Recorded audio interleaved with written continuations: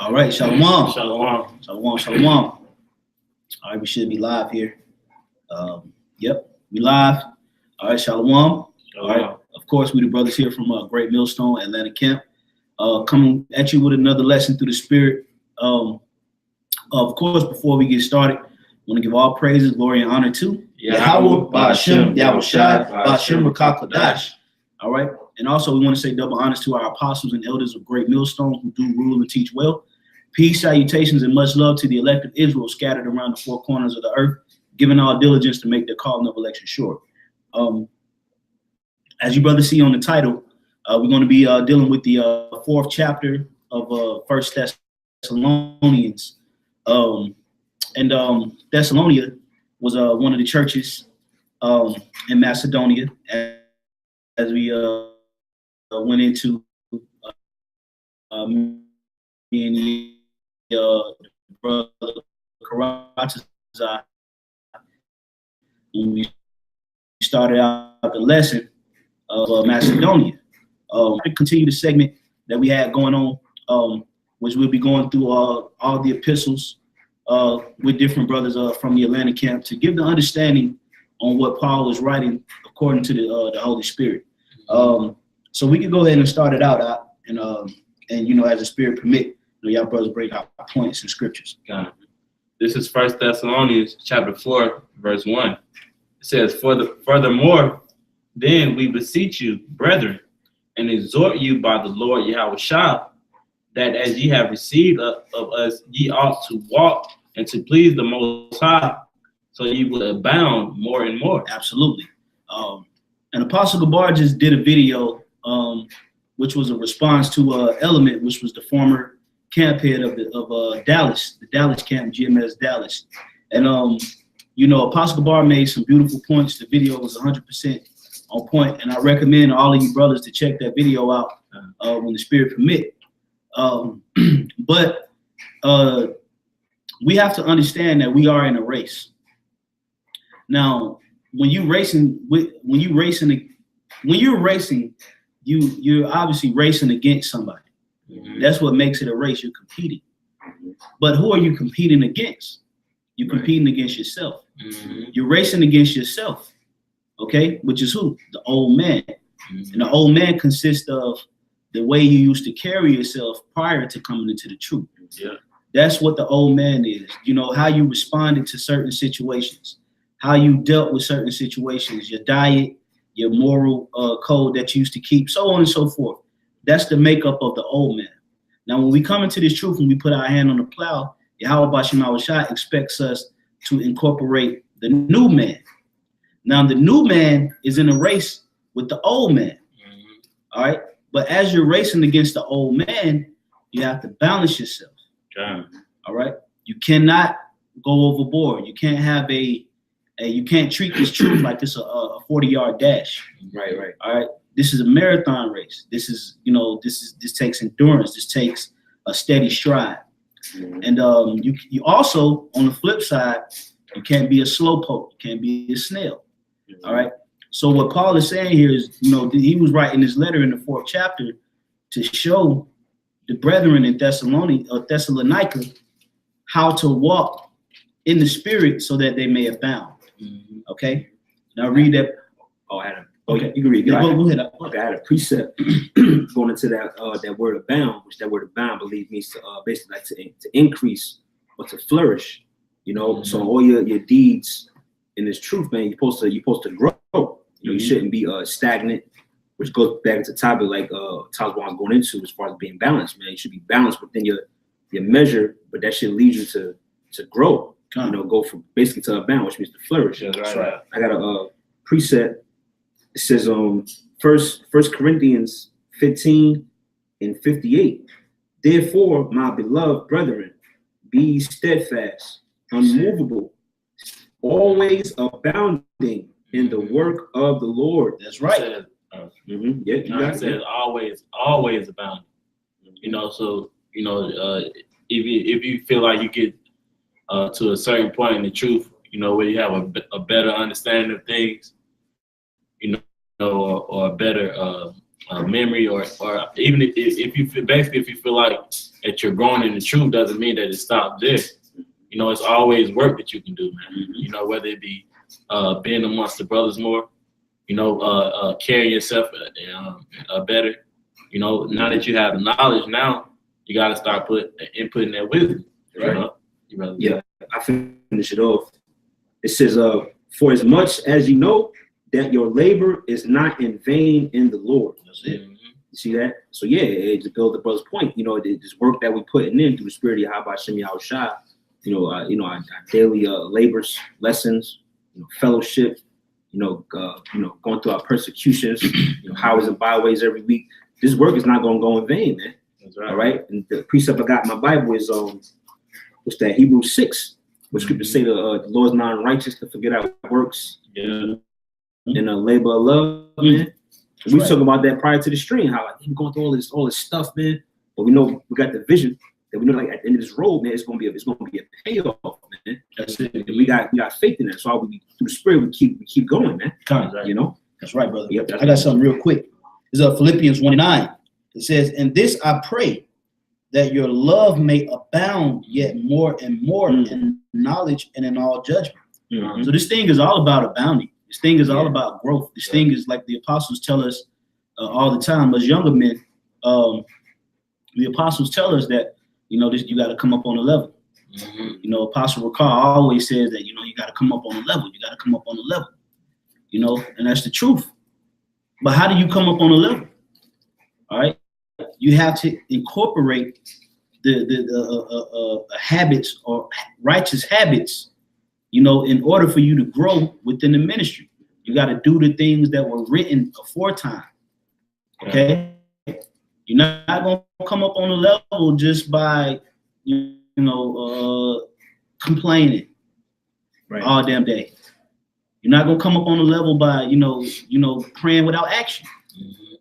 All right. You're going to come up on a level when you actually incorporate these righteous fruits of the spirit. If you Lord to give you biceps and triceps, right? And they're going to grow overnight. No, you got to work them out. All right. You got to take supplements. You got to do certain things in order to grow the area that you want to grow in. All right. So let's keep going in that First Thessalonians 4. John, this is I'll reread verse 1. It says, "Furthermore, then we beseech you, brethren, and exhort you by the Lord Yahushua, that as you receive of us how ye ought to walk, and to please the Most High, so you will abound more and more." Verse 2, "For ye know what commandments we gave you by the Lord Yahushua, for this is the will of the Most High, even your sanctification, that ye should abstain from fornication." That's right. So this is the will of Yahweh Shem Yahushua, that we come back into the spirit of righteousness, being sanctified. When you look up the word sanctified, it means the purification or cleanse. Spiritual cleansing, absolutely.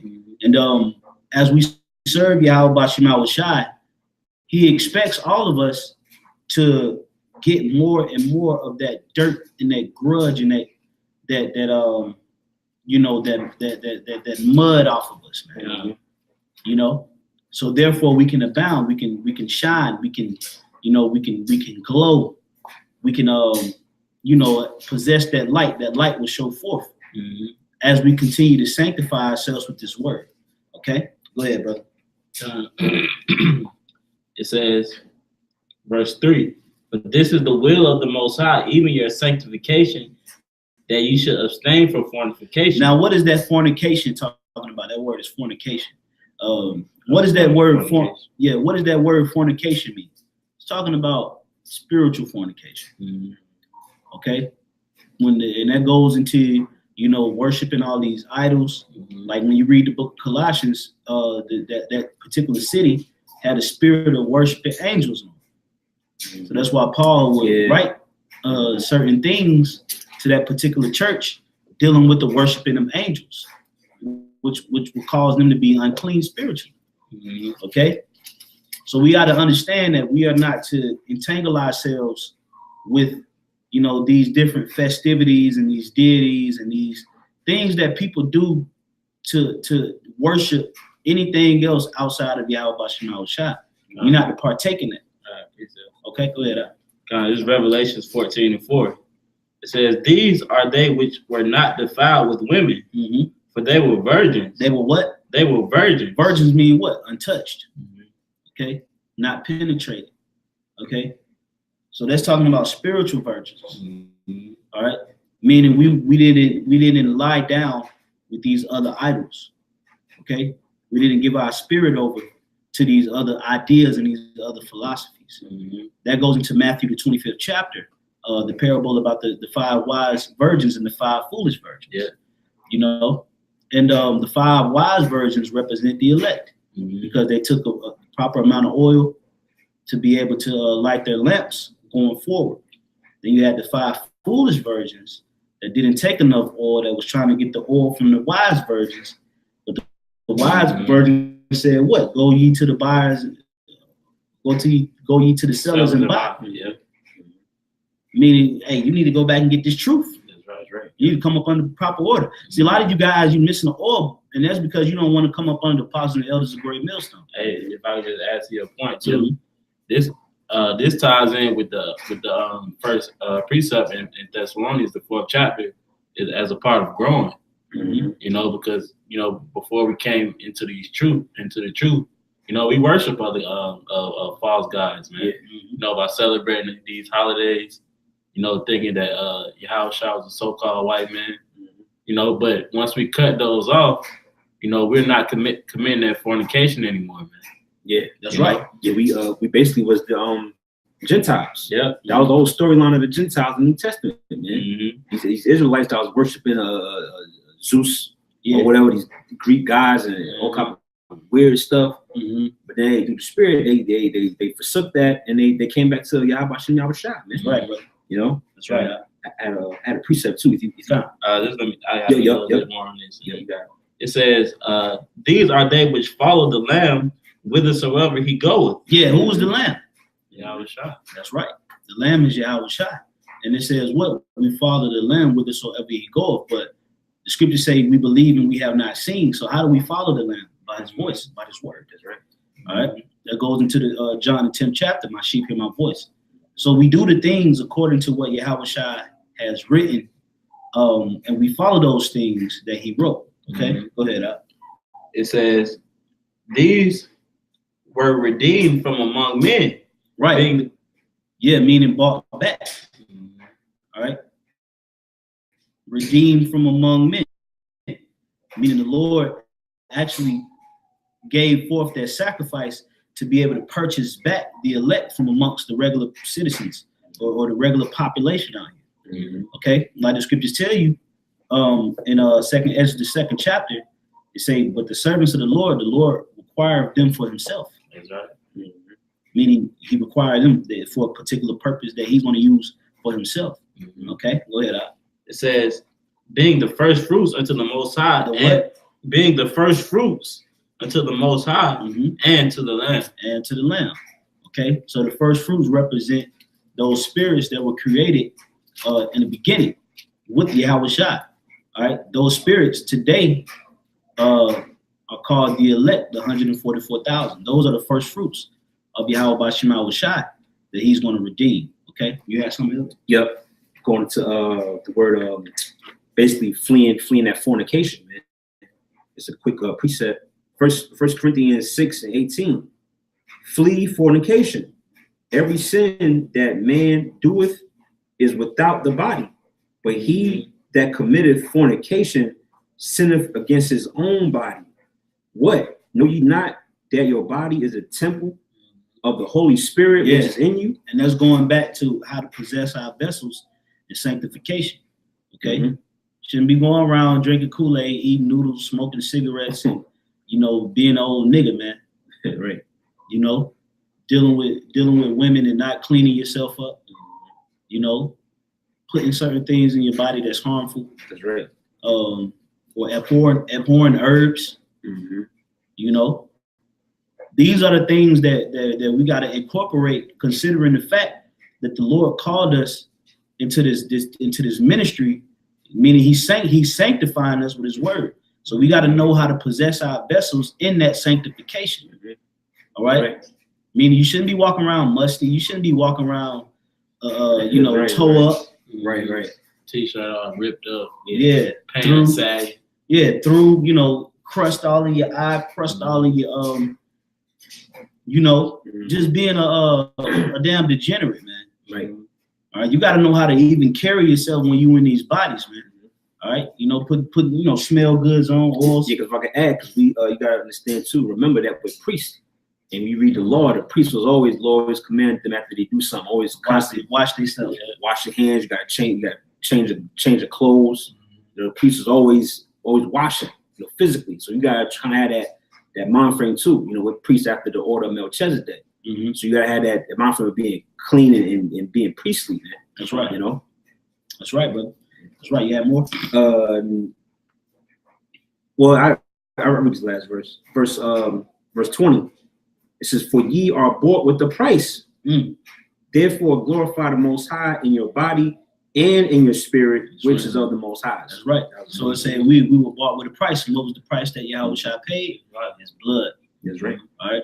That's why the scriptures tell you that in Acts the 20th chapter, it says, oversee the flock which he had purchased with his own blood.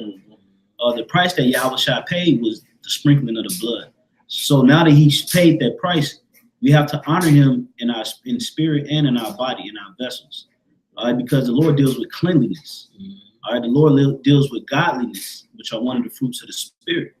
Okay, and we must know how to possess our spirit in that fashion. Okay, so let's go back to the Thessalonians. This is verse 4.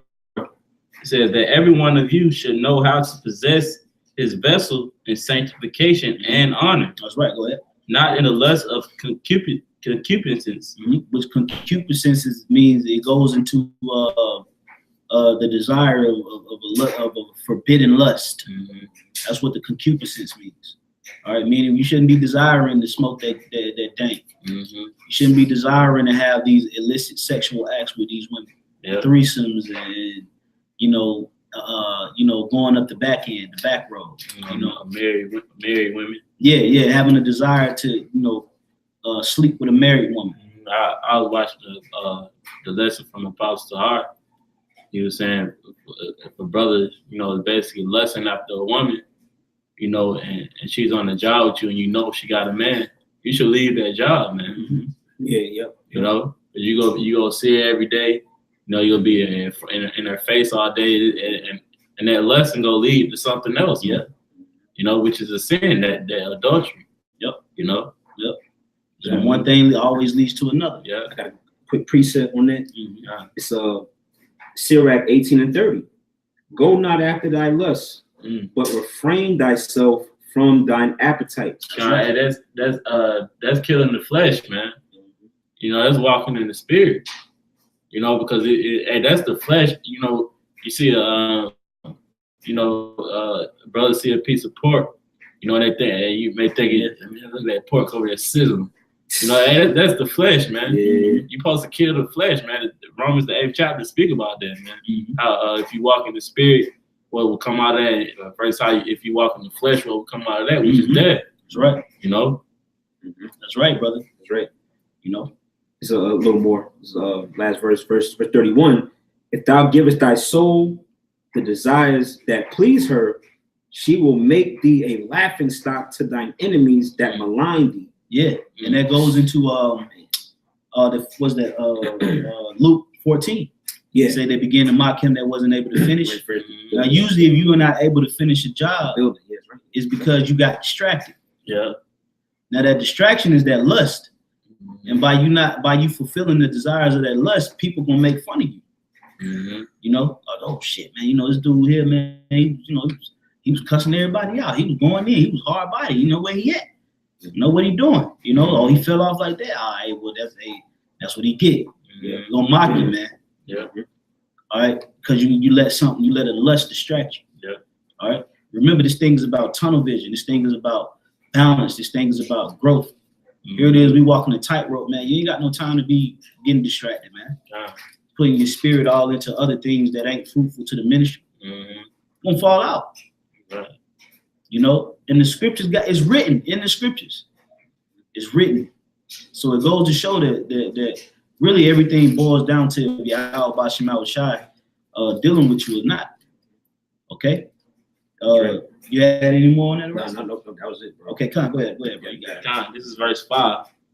It says, not in the lust of concupiscence, even as the Gentiles, which know not the Most High. Yeah, go ahead. Which those Gentiles are those Israelite foreigners that were all up into those Greek and Roman lust. Yeah, going back to that fornication. Yeah, fornication. Fornication. You good. Yeah, that's what they was doing. You know, in Greek and Rome, man, you parlay, man. Yeah. You could goddamn get high. You could do all kinds. You could do whatever, man. Wide open out there. Yeah, you just just having a freak fest, man. You could worship Diana of Ephesus. You could, have orgies. You could eat whatever the hell you want to eat. You could, work on the Sabbath. You could eat all kind of abominable things. The temple was destroyed. So hey, man, it was just up in the air, man. Hey, that's why the Lord said the Gentiles didn't know the Most High. They was given into all the lust of Satan. Go ahead, brother. Verse 6, it says that no man go beyond and defraud his brother in any manner. Go ahead. Because the Lord is the avenger of all such. That's right, meaning you shouldn't be purposefully defrauding brothers, man. All right? Defrauding brothers, for money, so you can go out and spend money on a chick, man, or buy some shoes, or just going, going backhanded, stealing money from brothers, man, for your own lust and your desires. Yeah. Okay. Now you're gonna have certain brothers that's gonna be hard up, that's gonna need assistance, and that's not defrauding. That's why we a body. Right. All right. Because don't the scriptures say what? Lose thy money for thy brother's sake. So you got to know what that scripture's talking about. It's talking about purposefully defrauding or taking from a brother to fulfill a desire that's not fruitful, man. To fulfill a want instead of a necessity. Okay? You shouldn't be doing that, man. Right. Okay? Now, if a brother hard up on cash, he may need a whole $50, get some groceries. That ain't defrauding, man. Right. He may need, a bill money, gas money, or, just extra pocket change. Right. And he being straight up with you, yeah, man, I just need it for this. That's not defrauding, but it's like, I need the whole $100 for a bill. You take that $100, you spend it on some goddamn shoes or some clothes, or see a brother with some new shoes. Yeah. I just gave him $100. Yeah, or you taking the chick out on the date. You ain't need that, man. So don't go about to defraud the brother. Go ahead. It says, because the Lord is the avenger of all such. And we seen that personally. Go ahead. As we also have forewarned you and testified. Go ahead. It says, hey, if I just say too, this is a forewarning from us too, man. Yeah. Even though we're speaking to ourselves at this moment, if a brother come across this lesson, and hear what we're saying, that he commit a sin such as that, that's a forewarning, man. Yeah. You can get judged off of it. That's right. It says, verse 7, for the Most High have not called us into uncleanness, but unto holiness. That's right. Meaning holy, meaning to be made separate, to be set aside. Yeah. Okay. Meaning, Lord, He really requires us to be a cut above the rest when it comes to how we carrying ourselves and how we, really pushing out His word. He expects us to carry ourselves as humble men, but not to be as those that are without this truth. That's right, because if I could just say too, we're supposed to possess the light when we come into the truth, man. We're supposed to be when people come amongst you, when you your everyday walk or just out and about, they're supposed to feel the spirit, man. They're supposed to notice something that's different about you than just a 2/3 nigga, man. You ain't like brothers are going into. That's why it's important to watch how you carry yourself in the truth, man. That's right. Those things that you did once before, you put that to the side, man. Put it away. Because the scriptures speak about putting away the old man. So don't be in the truth, sagging. Walk with your shoes untied. Shirt collar. Musty. Just musty.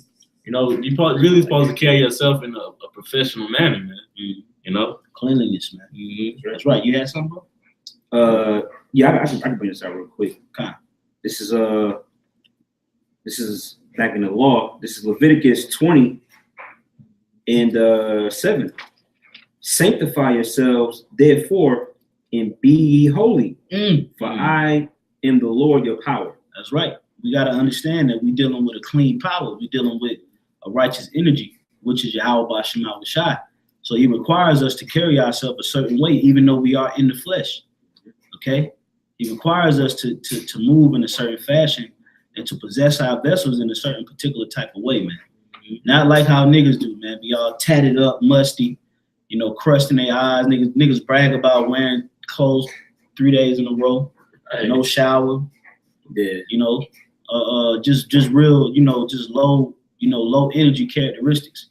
All right, the Lord requires us to possess our vessel through the spirit of cleanliness and sanctification, man. That's right. Okay? You have more out? Nah, Go ahead, bro. Verse 8, it says, he therefore that despiseth not man, but the Most High, who have also given us his Holy Spirit. Go ahead. But as touching brotherly love, ye need not that I write unto you, for ye yourselves are taught of the Most High to love one another. That's right. Those are one of the commandments. All right. Did not Yahweh Shai say, I write unto you a new thing? You know, you said love the Lord with all thy mind, soul, and spirit, and love thy brother as love thy neighbor as thyself. So that's why you say the Lord taught us already to love, man. That's right. How to love each other, man. How to, you know, embrace each other, and how to, you know, show forth that righteous brotherly love. And it's all through the spirit of the Lord. We got to exhort each other. We got to pray for each other. We got to admonish each other. We got to edify each other. We got to uplift. You know, we got to, you know, do the things that the Lord tell us to do concerning each other. Keep the laws.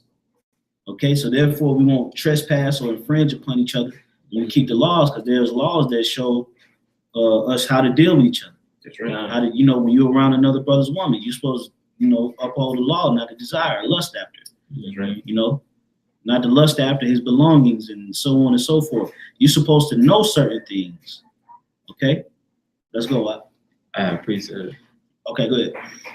This quick precept. This Hebrews 13:1 says, "Let brotherly love continue." Do what? It says, "Let brotherly love continue." That's right. And that's something that's foreign to these Jakes out here, man. That's right. Jake don't know how to really, you know, truly have love for each other, man. Oh, right. You know, they don't know how to, you know, get on each other when they see Jake out here trying to sleep with their homeboy girls. Oh shit, do what you gotta do, man. Shit, he's hoes for everybody. Like that ain't love, man.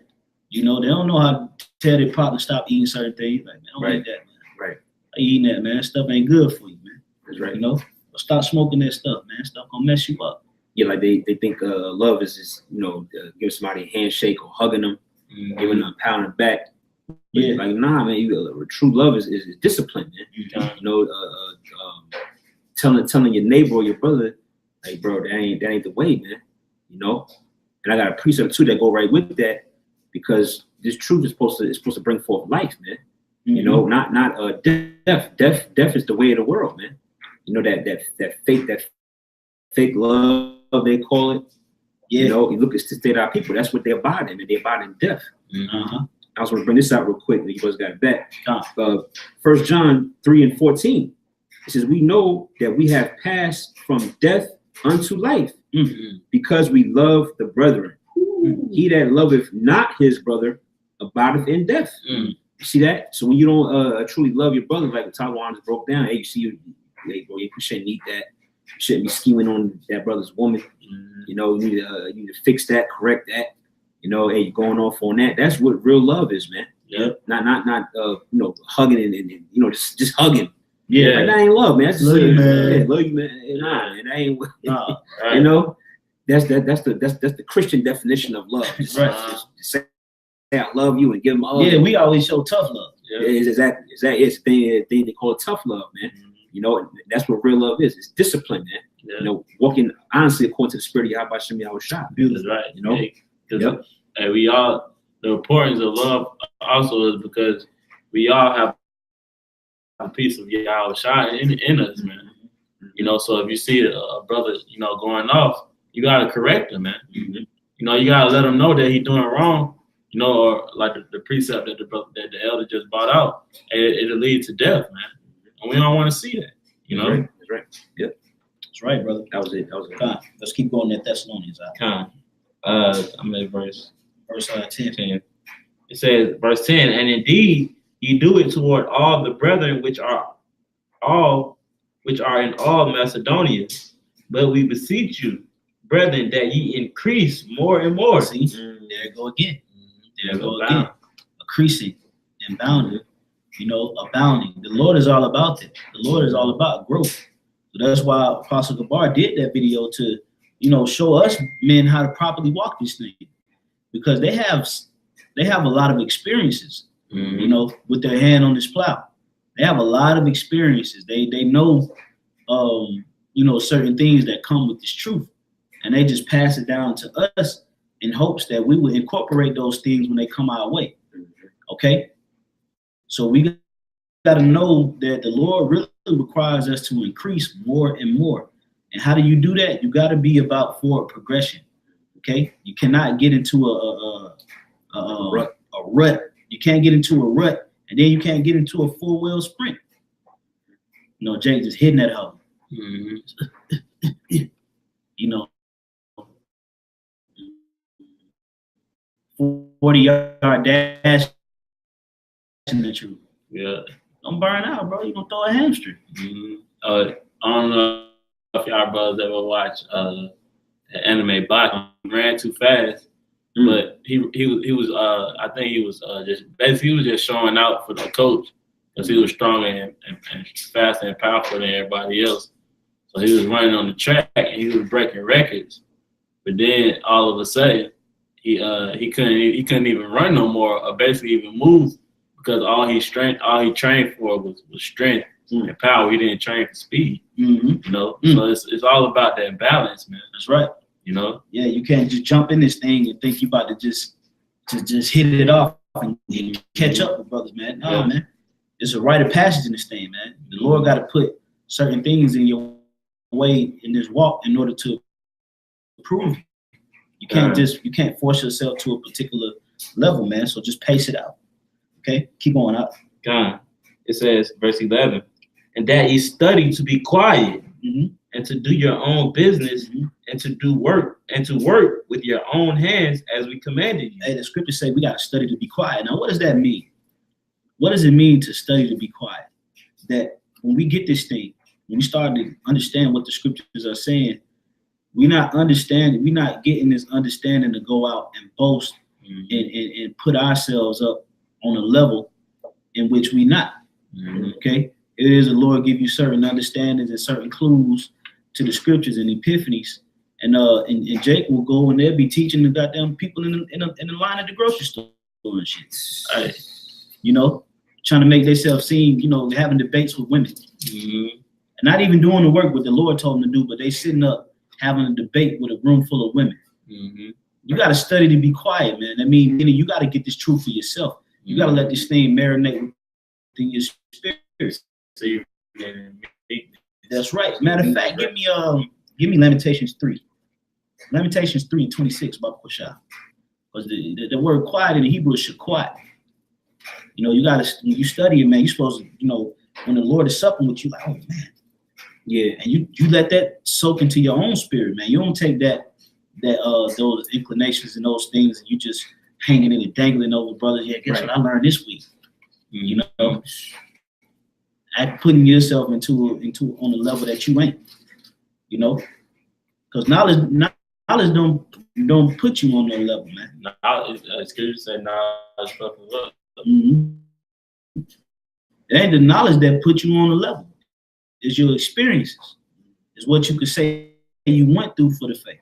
That's what brings you up on the level. What you've endured. 26, Baba. Lamentations 3:26. It says, it is good that a man should both hope and quietly wait for the salvation of the Lord. Cut. Okay. You're supposed to be quiet when you're waiting for your Yahweh Shema Shah. Get Proverbs 13 and 20. What's that? I'm right here. I think I'm talking about. Sit and be still. No, I think it's try 12 and 23. Proverbs 12 and 23. It was all Proverbs, like in the Psalms. You know, because this thing is about getting this thing for yourself, storing up the treasures of Yahweh Shema Shah within you, and then when you go out to the highways and byways, you proclaim those things. Oh, okay. You got it? Yeah, I got it. It's Proverbs 12 and 23. A prudent man concealeth knowledge. Yeah, see? So if you're a prudent man and you understanding that you're getting all these jewels, all right, now you're gonna keep a lot of those jewels enclosed, and you're only gonna declare these things, you know, that the Lord is giving to you when you go out and speak. All right, but you ain't gonna be randomly calling up your mom. Hey y'all, so y'all kept the Sabbath tonight? Right. I'm saying, man, you know, matter of fact, you got your Bible next to you. Give me Genesis 1. Cause y'all tripping, man. You know, leaving comments on the bitch that you like page. Yeah. Talking about Shalom, sister. Leaving the scripture. Yeah, dropping scripture. You should have your head wrapped, baby. No. The scripture said, prudent man concealeth knowledge. That's right. Because it's not the knowledge that brings you up on the level. The knowledge helps you to understand when, you know, certain things come your way, how to utilize that knowledge. That's what, and that translates into wisdom. Okay, but it's the experience. Like it tells you that in the Apocrypha, I think it's Sirach 25. It says experience is the crown of the aged man. So it's not the knowledge. Because you can have an older man that may not have enough knowledge, but he got all kind of experiences that he can share with you. And that experience separates the older men from the younger men. It's not the knowledge. Okay? That's why, like the brother said, knowledge puffeth up. That's right. Okay? You have something? Yep, something on that point of you know, the precept of Proverbs basically what a prudent man concealeth knowledge, not just uttering everything. You know, everything got to come out in season, man. You know, you at the local Kroger, you know, and aisle number 9, just breaking down Daniel's 11 to the cashier, like, bro, that's hell out of season, man. Yeah, you see a leopard, you're like, you know what the leopard mean, I go back to Daniel, man. You know, the leopard, that's grease. Man, like, what are you talking about? What are you talking about, man? Get them noodles and get out of here. This is Sirach 20 and 5. It says, there is one that keepeth silence and is found wise, and another by much babbling becometh hateful. Yeah. Yeah. Hey, man. Hey, say what? It's one that keepeth silence found wise, man. So a lot of times your silence can be kind of for wisdom, man. You know, you could blurt certain things out, or you could be saying the right thing, but it could be out of season, man. And it says what? You become hateful. People look at you like, man. Yeah. People ain't gonna want to be around you. It's like this dude always out the spirit. Hey, that's really, you know, that's really the spirit of the fake woke. The Jake, man. You know, like what's his name? Polite. Yeah. You know, he just looked like every time you try to have a conversation with him, you can't even get 2 words in because he talks so goddamn much. You know, or the other guy with the dreads. I don't know his name. Small one. Oh, you talking about young Pharaoh? Yeah, young Pharaoh. Yeah. Like, bro, you just look at them and just tell that they talk too much, man. Annoying. Yeah. And it's just they want to use that knowledge to separate them, you know, from everybody else. But they don't have no damn experience. Right. That's right. You know? Yeah, I'm gonna jump down to verse 7. Get to the point. You brothers got it. So Sirach 20:7. A wise man will hold his tongue till he see opportunity. Yeah. But a babbler and a fool will regard no time. Yeah. You can't be a babbler. You know, you can't be just babbling, just flying off at the hinges, man. You got to speak at times from a level of experience. That's right. Okay. Because some brothers not impressed by a whole hell of a lot of knowledge, especially if you don't know how to, you know, do the basic things in the camp. Right. Here it is. You could go into Pythagorean theorems, but you can't even take the proof. Can't hold a camp sign. Yeah, you can't. You can't read loud. You know, so it's all about the experience. You can't endure chastisement. You can't even put your woman in order, but you're trying to break down and get brothers to understand how deep you are. Right. You know, I got something real quick. This is Ecclesiastes 25:6. It says, much experience is the crown of old men, and the fear of the Most High is their glory. So that's why the apostles and elders have the merit to lead us, because they have experience. They've endured things. They went through things, and it's truth that they can pass down their experiences, man. And the Apostle Bar always says, what? One thing that you can't teach is experience. Experience teaches you. You can't teach nobody how to experience something. The experience actually teaches. Let's get back into that Thessalonians 4:11. Yeah. This is verse 11. It says, and that ye study to be quiet and to do your own business and to do work with your own hands as we commanded you. And just to say, if I could say too, it says, and to do work and to do your own business, man. Don't be getting in every brother personal business, man. You know, and the brothers, you know, what he got going on in his home and whatnot. You know, we're not, you know, supposed to be getting into brother's business like that, man. That's right. You know, and it says, verse 12, that ye may walk honestly toward them that are without, and that ye may have lack of nothing. That's right. Go ahead. But I would not have you to be ignorant, brethren, concerning them which are asleep, that ye sorrow not, even as others which have no hope. Yeah, so this is going into the men that have perished in this truth. Like Abba Bivens, King Masha, other brothers from other camps, you know, that may have suffered a loss during their time in the truth. The scriptures say what? The scriptures say that you mourn not as others that are without.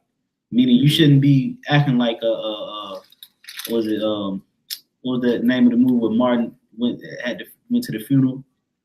Oh, Big Mama. Oh yeah, not Big Mama. It was a funeral movie that Martin was in. I know what you're talking about.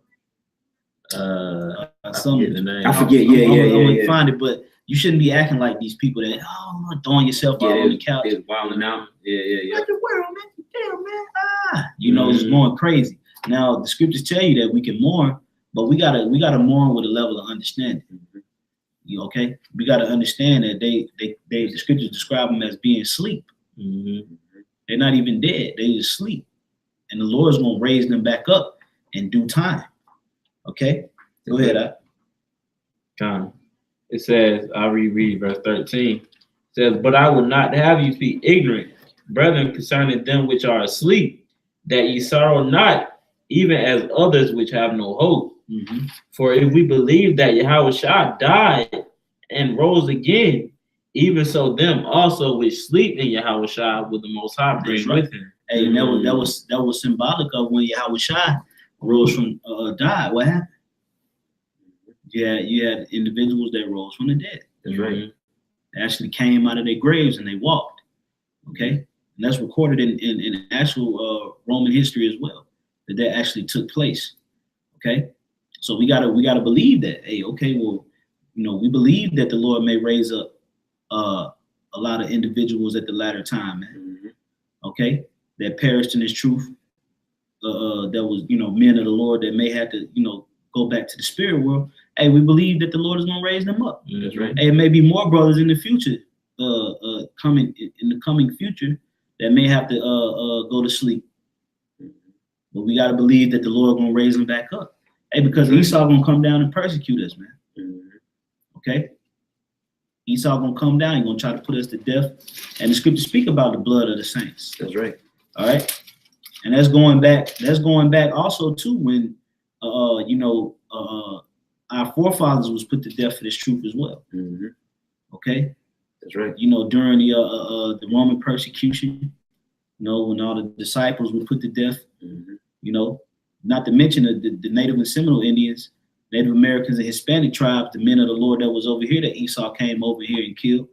That's right. So that blood, did you tell you that in Revelation, that the blood of the saints cry out to the Most High?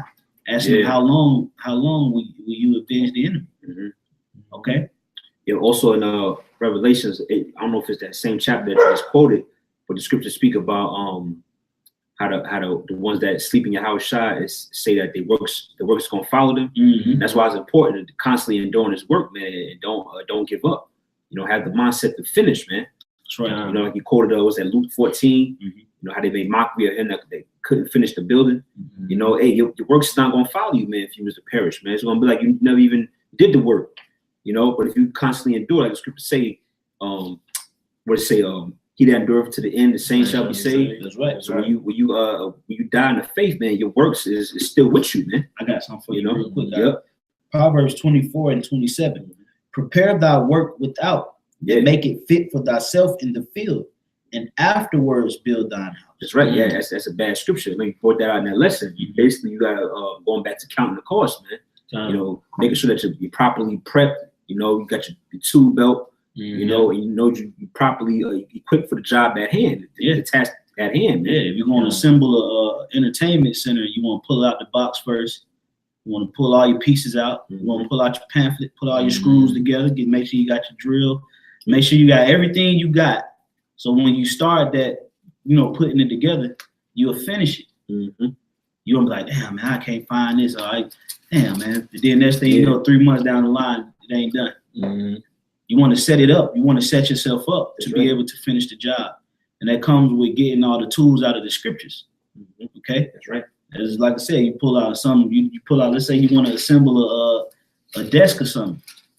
Well, first and foremost, before you can even assemble the desk, you got to do what? You got to look at it. You got to look at the instructions. You got to know your pieces, your parts. You got to know the tools you need to use. You got to know all the things that's involved with you successfully putting this thing together. Right. That's the same thing in the truth. And that's why the brother was quoting that, because if we do sleep in Yahweh Shai, then we have to know that our works will follow us up, because eventually, if a brother died for this truth or died for this truth, he counted the cost. He understood that it was a possibility there that he may have to taste that death. He went all the way through with it, so his works will follow him. And that's the importance of, you know, being a sincere laborer of Yahweh B'Shem Shai. Because sometimes that cost get heavy, and Jake don't want to pay the certain prices. Right. Okay. But we have to understand what comes along with this faith, and we got to be willing to suffer it, even though we don't want to taste of that cup, and we have a strong chance of not drinking that cup. Right. Okay. But yet it's still left up in the air. Okay. That's right. I had just a quick account that I had wanted to go into. Just dealing on with you know, how basically Yahweh Shai can raise the dead. You know, in this Luke 8, and I'll start at verse 49. It says, while he yet spake, there cometh one from the ruler of the synagogue's house, saying to him, thy daughter is dead, trouble not the master. But when Yahweh Shai heard it, he answered him, saying, fear not, believe only, and she shall be made whole. And when he came into the house, he suffered no man to go in, save Peter and James and John, and the father and the mother of the maiden. And all wept and bewailed her. But he said, weep not, she is not dead, but sleeping. You know, as you know, in Thessalonians it says those that are asleep, you know. And it says, verse 53, and they laughed to him to scorn, knowing that she was dead. And he put them all out and took her by the hand and called, saying, maid, arise. And her spirit came again, and she arose straightway, and he commanded her to give her meat. And that's the power of Yahweh B'Shem Shai. He has the power over death because he conquered it. And how did he conquer death? By being a righteous sacrifice for the elect, and then rising from the dead through him being that righteous sacrifice. Because death wasn't worthy enough to have power over him because he didn't sin. So that's why the Lord granted him power over death to rise from the dead, which a lot of you people that's just celebrated Easter, you don't even understand that. Right. You're just saying something that you heard. Don't even know there's not even a scripture to support you celebrating him when he rose on the third day. That's right. That's not a high holy day, nigga. Okay? There's no scripture that supports us celebrating when Yahweh Shai rose from the dead on the third day. That's the Pesach. That's the Passover. Okay. But that's a whole nother topic. Let's get back into the lesson, Baba Shah. Kind. Verse 15. It says, For this we say unto you by the word of the Lord, that we which are alive and remain until the coming of the Lord shall not prevent them which are asleep. Mm-hmm. Yeah, meaning we're not gonna stop them from receiving their crown. Mm-hmm. Okay, say we're not gonna prevent them which are asleep. Okay, meaning they're gonna get their reward as well. Mm-hmm. All right, remember the scripture say what? If we die, we die in Yahweh Shai, and if we live in Yahweh Shai. Right. Now Paul was writing this unto the church of Thessalonica that were alive. Mm-hmm. You know, considering the fact that it may have been certain individuals that may have passed through to the spirit world, maybe through old age, maybe through a disease, or maybe through a tragic accident, whatever the case may have happened. But Paul was just letting them know the process of them being raised up. Okay, go ahead. It says, verse 16. For the Lord himself shall descend from heaven with a shout. With a what? With a shout. That links up with that in the book of Revelations. Yeah. All right. The great shout, the great noise that says what? Come up hither. Mm-hmm. And that's how kings were announced. Whenever a king came into, a king was introduced, it was always what? A trumpet, a shout. Mm-hmm. That's right. Then the king come riding in on a white horse. Crowd cheer. Herald, was it called? Herald. Yeah. Herald. Yeah. Yep. Came on like, oh wow, this is the king got the crown. Man, a great shout. Mm-hmm. You know, and to show he's the one and only true power. That's right. You know, that's right. Through the spirit, we're announcing the coming at the king actually right now. Mm-hmm. So our scripture say, "What cry loud, spare not." Lift up your voice like a trumpet. Yep. And scripture say, I marveled at them that stood so stiffly for the name. Mm-hmm. Mm-hmm. That's us right now. So you know when Yahweh Shema Shai come back, and Lord willing, we still here to witness it. Hey, what you think brother's gonna be doing? Hey, bro, Yahweh Shema Shai. You know, we just gonna be calling his name. Mm-hmm. You know, calling his name, asking the Lord to save us, crying tears of joy, man. Yeah. Okay, go ahead, bro. It says, verse 16, for the Lord himself shall descend from heaven with a shout, with the voice of an archangel, and the trump of the Most High, and the dead in Yahweh Shai shall rise first. Yeah, those are going to be the ones that the Lord raise up, man. Okay, the servants of Hamashiach. Okay, and that's a beautiful thing, man. We have life, we have hope. Even if we do perish, we have hope. And that's the spirit of immortality. That's right. Okay, that is just that nobody can destroy you. Nobody can conquer you if you don't even fear. If you don't even fear death, nobody can ever take your spirit. And Esau, that's what Esau hates. Yeah, he hates faith. Yeah. You know what I'm saying? That's what he can't stand, is faith. But the elect has faith, and that faith is not going to prevent them from getting that crown, regardless of what happens to them. They're gonna rock it all the way through. Now on this side, majority of the brothers gonna make it, man. That's right. Okay, because it's written. Scripture say in Mark the 9th chapter, there be some standing here that shall not taste of death. That's why we're doing this. So we won't have to drink of that cup. But the reality of it is that you may still have individuals that may have to drink of the cup of death, whomever Yahweh Shema Shai sees fit. Okay? Let's go ahead and finish that up. It says, verse 17, then we which are alive and remain shall be caught up together with them in the clouds to meet the Lord in the air. And so shall we ever be with the Lord. Yep. So once we're joined with Yahweh Shema Shai in the air, there will not be a separation again from the elect of Yahweh Shai. That's right. And brothers that sincere, we desire, we long to meet Yahweh Shai. But we know him in the spirit because we love what he stood for. We love that example that he left for us, you know, in order for us to, you know, receive the salvation. So in the spirit, we already know Yahweh Shai, but we can't wait to meet him. We can't wait to, you know, for him to, you know, give us crowns and teach us and be our king. We can't wait for Yahweh Shai to get his glory. You know, to get his shine on, man. You know, coming back, you know, styling on these other nations, man. Flossing, stunting. We want Yahushua to get that. That's right. And that they go to show that when the Lord gathers up the elect, we're gonna be with the Lord forever. Forever. Like we never gonna be separated from Yahushua again. And it's been a long time since we've been with Yahushua in the flesh. It's been a while, man. So when he comes back and joins himself to the body, man, it's gonna be amazing. You know, go ahead. It says, verse 18. It's the last verse. It says, "Wherefore comfort one another with these words." That's right. So we comfort each other with the words.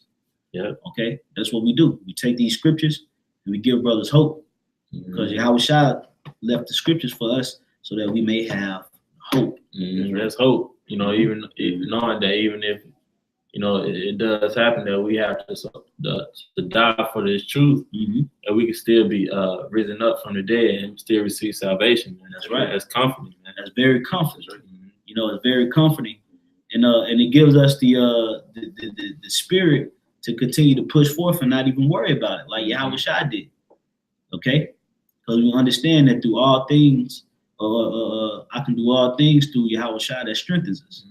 Right. All right, which a lot of nigger women misquote that scripture, which they can't do shit. But that's a whole nother topic for a whole nother conversation, man. All right, so with that, you know, we're gonna go ahead and close it out. Yep. You know, Lord willing, that was edifying until the next time we do chapter 5. We hope that the Spirit rested upon you, brothers, tonight, and that you were edified. We want to give all praise, glory, and honor to Yahweh, Ba'ashem, Yahushua, Ba'ashem, Rakakadash. Double honors once again to the apostles and elders of Great Millstone. Peace and safety, much love to the elect men, women, and children. Until the next time we say, Shalom. Shalom.